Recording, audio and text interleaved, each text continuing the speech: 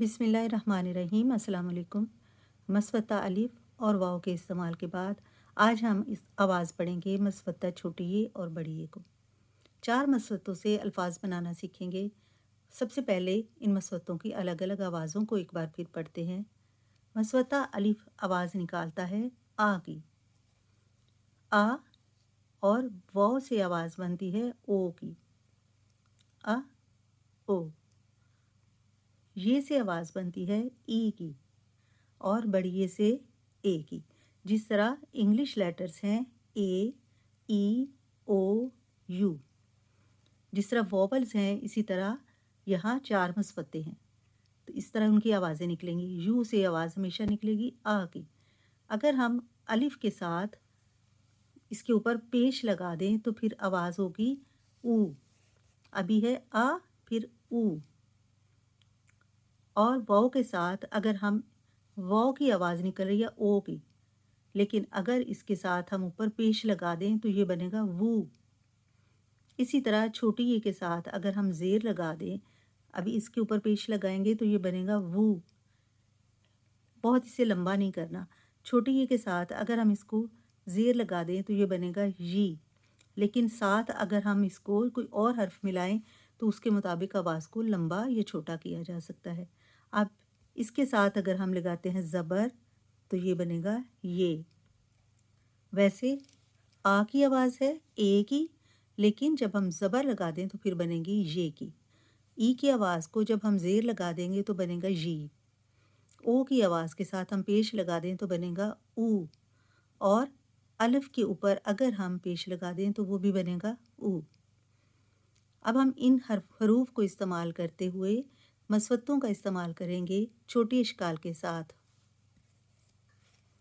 हरूफ तहजी की छोटी इश्काल का इस्तेमाल करते हुए हम इनके साथ मसवत्तों का इस्तेमाल करेंगे और मुख्तलिफ हरूफ बनाएंगे। पहले हम छोटे हरूफ से शुरू करते हैं। जिस तरह हमने पढ़ा था बे के साथ अलिफ का इस्तेमाल करें तो वो बा बनता है। इस तरह हम 2 बार बे के साथ अलिफ को जोड़ेंगे और बा एक प्रॉपर लफ्ज़ बनाएंगे। जिस तरह बा और फिर बा, और बच्चों को बताएंगे कि इनको हमने जोड़ देना है। ये खाली जगह जो है इसको ख़त्म करके अलिफ को हमने इसके साथ जोड़ देना है। इस तरह ये 2 बार बा और बा जोड़ेंगे, इनमें बगैर कोई खाली जगह छोड़े हुए, तो ये लफ्ज़ बनेगा बाबा। इसके बाद है जीम और वाव। तो बच्चों को हमने ये बताना है कि जीम और वाव को जब हम जोड़ेंगे तो आवाज़ निकालेगा जो की, क्योंकि इसके ऊपर पेश नहीं है। अगर पेश हो तो फिर आवाज़ निकलेगी जू की। जीम की छोटी शक्ल को इस तरह हम लिख कर साथ ही वाव को जोड़ दें तो ये बनता है जो। और रे के साथ चूँकि वाव नहीं जुड़ता इसलिए इसको इसी तरह लिखेंगे तो ये बनेगा जिस तरह बना है जो, इस तरह ये बनेगा ड़ो। दाल के साथ भी अलिफ नहीं जुड़ता, बल्कि कोई भी ऐसा जो मसवत्ता है वो दाल के साथ नहीं जुड़ता। चारों में से थोड़ा सा अलग ही लिखना पड़ता है। तो दाल के साथ हम मसवत्ता अलिफ का इस्तेमाल करेंगे तो ये बनेगा दा। दा की आवाज़ निकालेगा। खाली दाल जो है वो आवाज़ निकाल रहा है द की, द। लेकिन जब अलिफ साथ लगाएंगे तो बनेगा दा, थोड़ा लंबा हो जाएगा दा। यहाँ भी द छोटी ये के साथ बनेगा दी, दा दी। अब इनको बगैर कोई स्पेस दिए हम यहाँ लिखेंगे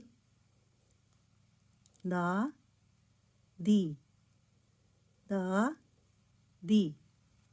तो के साथ हम वाव को जोड़ेंगे तो इसकी आवाज़ बनेगी तो।